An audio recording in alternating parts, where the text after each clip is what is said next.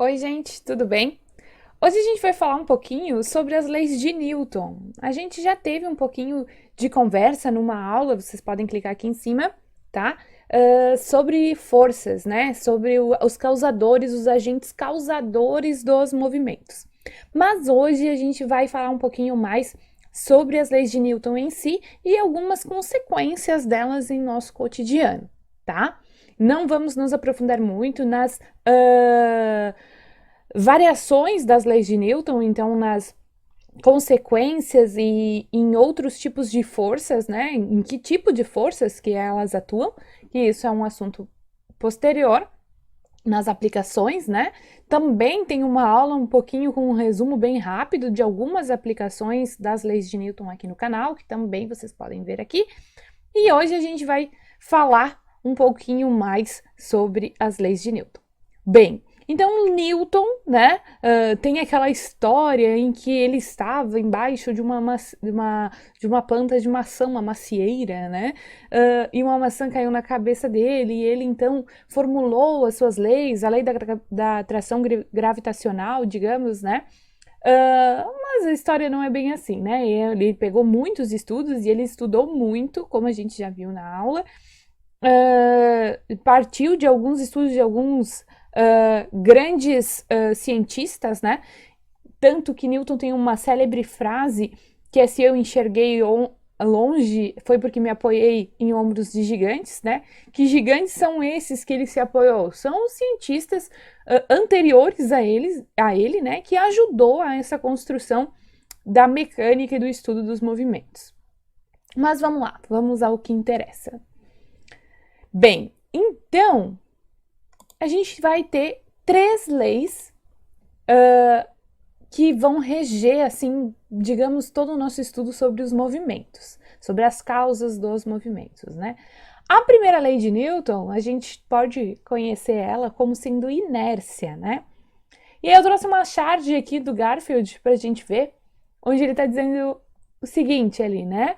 Você é preguiçoso. Aí o Garfield fala: não, eu só tô conduzindo uma experiência científica. Preguiçoso. Eu estou testando a primeira lei da física, a primeira lei de Newton. Preguiçoso, preguiçoso, preguiçoso. Os corpos em repouso tendem a permanecer em repouso. Então, essa célebre frase aí da nossa lei, né, na primeira lei de Newton da inércia, que seria, então, a preguiça dos corpos. Mas como assim preguiça dos corpos, professora? Não estou entendendo o que isso está falando. Bom, vamos lá, então. Então, o princípio da inércia indica a tendência em se manter em repouso um corpo que está em repouso e, ao mesmo tempo, a tendência de se manter em movimento um corpo que está em movimento. E aí, que tipo de movimento? Vai manter um movimento retilíneo uniforme, esse movimento constante, né? Então, é a tendência dos corpos a permanecerem naquele estado que ele está. E ele só vai modificar esse estado se atuar sobre ele uma força, né? Então, se eu tenho uma força atuando, eu consigo modificar o estado de repouso de alguma coisa, ou o estado de movimento de alguma coisa. Mas se eu não tenho uma força, eu não consigo modificar esse estado. Basicamente isso. Ou seja, é a tendência dos corpos de se manterem no equilíbrio, né? Se manterem no estado que eles estão, em equilíbrio. Porém, esse equilíbrio, muita gente confunde na hora de estudar, porque ele pode ser tanto estático quanto dinâmico. E qual é a diferença desse estático e esse dinâmico que a nossa primeira lei traz, a lei da inércia? Bem, então o equilíbrio estático é quando não há movimento, ou seja, um corpo parado em relação ao referencial adotado. E se eu tomar por referência aqui, onde eu estou gravando, né, aqui no meu quarto, eu estou aqui parada, né, em relação a essa minha referência. Então, eu estou em um equilíbrio estático. E eu só vou conseguir modificar esse equilíbrio, né, se uma força atuar sobre mim. Então, é isso que a primeira lei nos diz. Ou ainda, que eu posso estar em equilíbrio dinâmico. Como assim? Eu posso estar me movendo em movimento retilíneo uniforme. Então, se eu estou me movendo em linha reta uniformemente, ou seja, com velocidade constante, eu também estou em equilíbrio, só que em um equilíbrio dinâmico, porque eu não tenho nenhuma força atuando sobre mim, mas eu tenho uma velocidade constante. E aí, se uma força atua sobre mim, eu posso aumentar essa velocidade ou diminuir essa velocidade até parar. Na Terra, a gente pode dizer que a gente quase não consegue chegar a esse equilíbrio dinâmico, porque quase tudo, quando a gente coloca alguma coisa em movimento, vai ter uma força contrária a ela, que é a força de atrito. Então, por exemplo, se a gente chutar uma bola numa quadra de esportes, por mais lisa que seja aquela superfície, alguma hora aquela bola vai parar. Por quê? Porque eu tenho uma força contrária a essa bola que está impedindo esse movimento, que é a força de atrito. Então, a bola para, não é porque a força que eu coloquei nela acabou ou não foi o suficiente. Foi porque existiu uma força contrária que se opôs ao movimento e vai fazer com que ela pare, né? Então, todo corpo em movimento tem a tendência em continuar em movimento, a bola vai ter essa tendência de continuar em movimento até que uma força atue sobre ele. Então, a força de atrito atua sobre ela e faz com que ela pare, tá bom?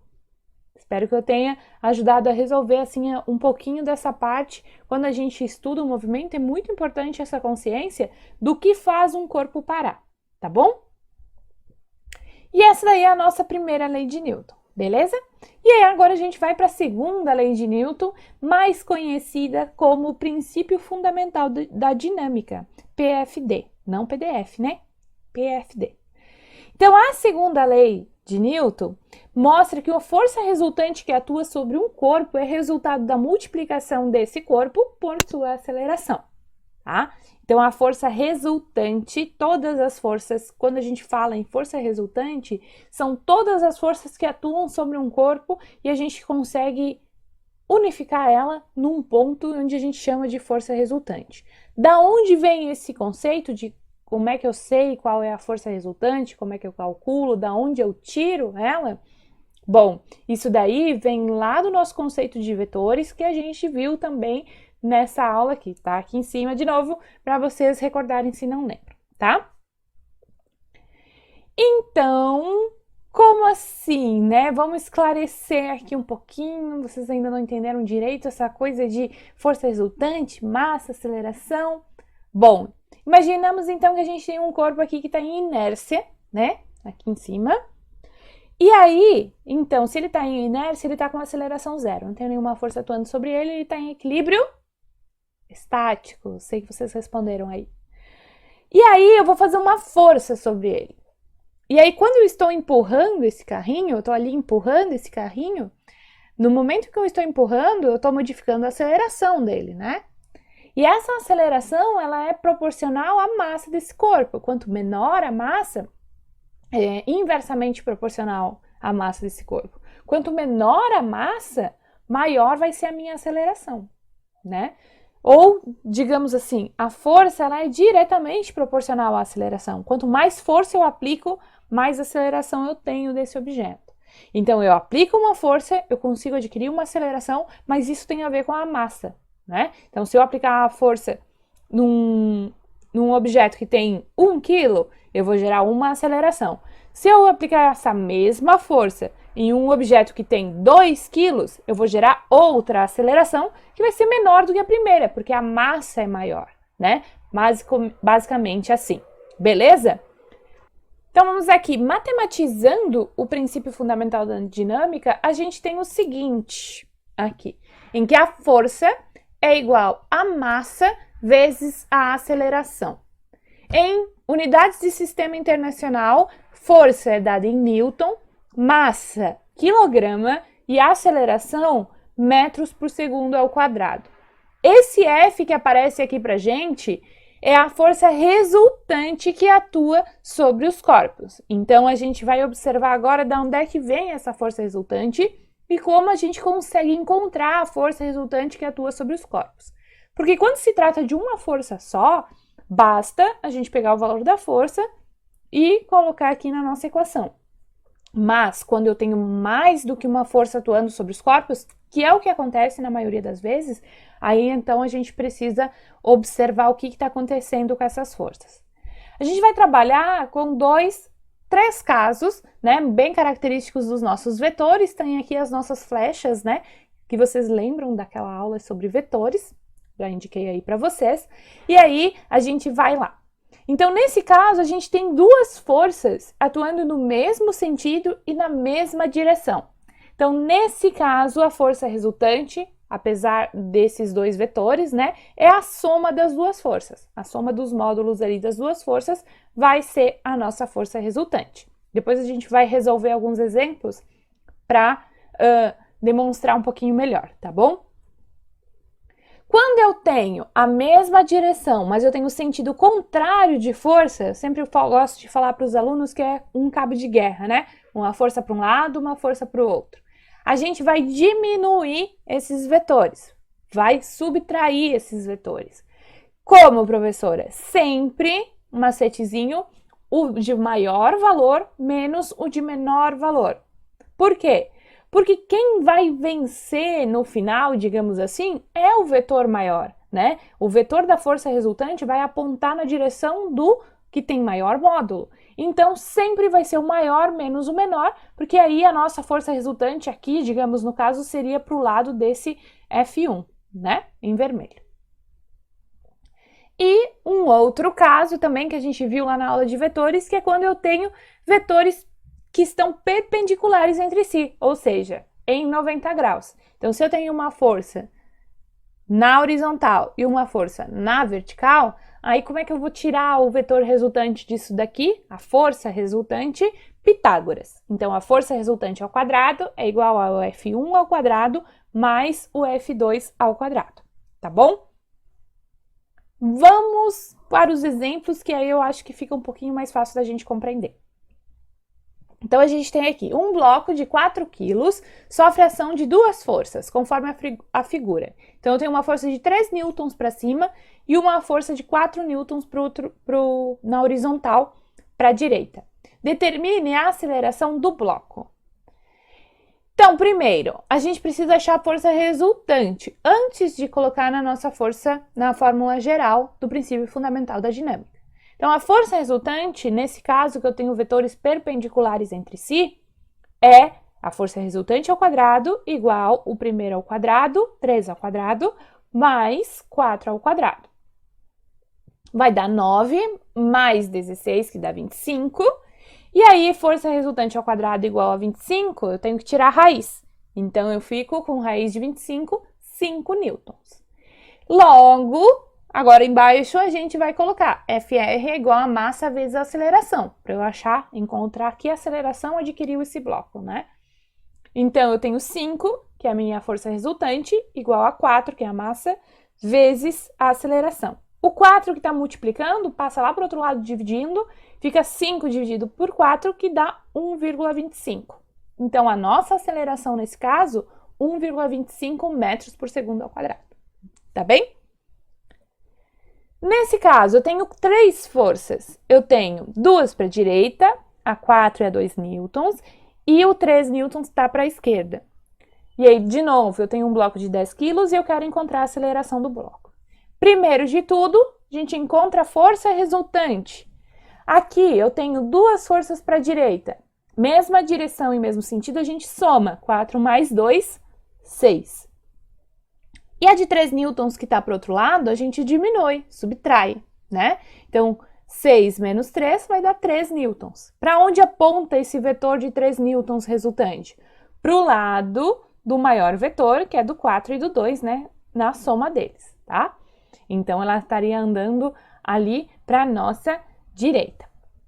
FR é igual a massa vezes a aceleração. A FR é 3, igual a 10, que é a massa, vezes A, que é a nossa aceleração, que a gente quer saber. O 10 está multiplicando, passa dividindo, fica 3 dividido por 10, que dá 0,3. Então, a nossa aceleração, 0,3 metros por segundo ao quadrado. Tá bom? E a última, a mais facilzinha de todas, eu vim decrescendo, né? Aí eu tenho 2 vetores para o mesmo lado, mas agora eu tenho a aceleração, eu quero saber a massa, né? Mesma coisa. Então eu somo os dois, porque eles estão na mesma direção e no mesmo sentido, 10 mais 2, 12, e agora eu substituo lá no princípio fundamental da dinâmica. 12 igual a massa, que eu não tenho, vezes 2, que é a aceleração. O 2 está multiplicando, passa dividindo, 12 dividido por 2, 6. Então, a nossa massa, 6 quilos. Tá bom? E aí, por último, a nossa terceira lei de Newton, que se trata da ação e reação. Um exemplo aqui da nossa turma da Mônica, né? Onde a gente tem a Mônica batendo com o coelhinho, esqueci o nome do coelhinho da Mônica. Mas com o coelhinho no Cebolinha, né? E além do Cebolinha ficar machucado, o coelhinho também fica machucado, né? Um exemplo prático, super simples de ação e reação. Tá, professora, não entendi muito bem, né? Vamos lá, então, ver o que se trata ação e reação, terceira lei de Newton? Então, toda força é resultado da interação entre os corpos, né? Entre dois corpos, ou seja, um corpo produz uma força e o outro vai receber essa força. Durante os estudos, o Newton percebeu que toda a ação corresponde a uma reação. Então, ele notou que a interação entre dois corpos, um sempre vai exercer uma força sobre o outro. Então, eu aplico uma força, por exemplo, sobre a parede, ali, aqui do meu lado. Então, eu aplico uma força sobre a parede, mas a parede vai devolver essa força para cima de mim também. Então, eu apliquei uma força, que é a ação, e a reação é a parede aplicar essa força sobre mim, tá? Mais ou menos assim. Ou seja, para toda ação, uma força sobre um objeto, em resposta à interação com um outro objeto, existirá uma força, uma reação, uma força de mesmo valor, mesma direção, mas o sentido é oposto. Então, eu sempre gosto de explicar com os meus alunos que se eu der um soco sobre a parede, eu vou aplicar uma força sobre a parede, que é a ação. E a reação é da parede aplicar a força sobre a minha mão, né? Essa força, ela tem a mesma direção, ou seja, horizontal, digamos, né? Tem o mesmo módulo, ou seja, é de mesma intensidade. Se eu der um soco fraquinho, vai ser fraquinho. Se eu der um soco forte, vai ser forte, né? Mas o sentido é oposto. Então, se eu aplico para a direita, a força da parede é para a esquerda. Se eu aplico para a esquerda, a força da parede é para a direita, né? Então, o sentido se modifica. Elas nunca se anulam se elas têm o mesmo valor, né? E a gente está trabalhando o vetor, um menos o outro. Vocês podem estar pensando, tá, então elas vão se anular? Não, elas não vão se anular, porque elas atuam sobre objetos diferentes. A força que eu faço atua sobre a parede, e a parede atua sobre mim. Então, como é sobre objetos diferentes, essas forças, ação e reação, não se anulam. E sempre, para toda a força, no universo inteiro, sempre quando eu tiver a aplicação de uma força, vai ter uma aplicação de uma reação, tá? Então, sempre vai existir a força de reação. A ação e a reação. Sempre vão ser os parzinhos. E aí, exemplos de ação e reação no nosso cotidiano é o que mais tem. Então, o ato de caminhar, se vocês imaginarem, se vocês pensarem, digamos assim, em vocês caminhando, quando a gente caminha, a gente empurra o chão para baixo, né?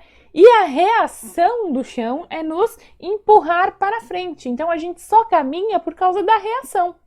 Não é por causa da nossa ação, porque a nossa ação é para trás. A ação e reação da atração gravitacional, por exemplo, né? A Terra está puxando a gente para baixo. Uma atração gravitacional, né? Que a gente pode calcular ali. Mas nós também estamos puxando a Terra para cima. Claro, por que a Terra não vem em direção a nós e nós vamos em direção à Terra? Porque a massa da Terra é muito maior. Lembra lá, a força é igual a massa vezes a aceleração. Então, a massa influencia quando a gente está trabalhando sobre forças. Ação e reação, quando a gente pode imaginar um tiro, né? Aquele solavanco que a arma dá, né? A bala vai sair para frente, né? Mas a reação dessa bala sair para frente numa velocidade muito grande é dar um solavanco na arma para trás. Foguete, lançamento de foguete, a gente teve o lançamento de foguete no sábado do SpaceX, né? Lá da NASA. O que aconteceu? O combustível veio para baixo. E por que o foguete foi para cima? Reação, né? A reação impulsiona ele para cima, então combustível para baixo impulsiona ele para cima. Então, inúmeros exemplos, o próprio nadar, né? Quando a gente vai nadar, a gente empurra a água para trás, a gente quer ir para frente, a gente empurra a água para trás. E aí é a água que nos empurra para frente como uma reação dessa força. Beleza? Então essas são as nossas 3 leis de Newton, bem explicadinhas, bem esmiuçadas aí para vocês. Eu espero que vocês tenham gostado e que vocês tenham aprendido, tá bom? Deixem aí nos comentários depois se vocês gostaram da aula e se vocês aprenderam, se vocês têm dúvidas. E aí, se gostou, não esquece também de deixar o like aqui no vídeo, né? E compartilhar com os amigos para eles aprenderem um pouquinho mais sobre as leis de Newton também com a Prof. Thay, tá?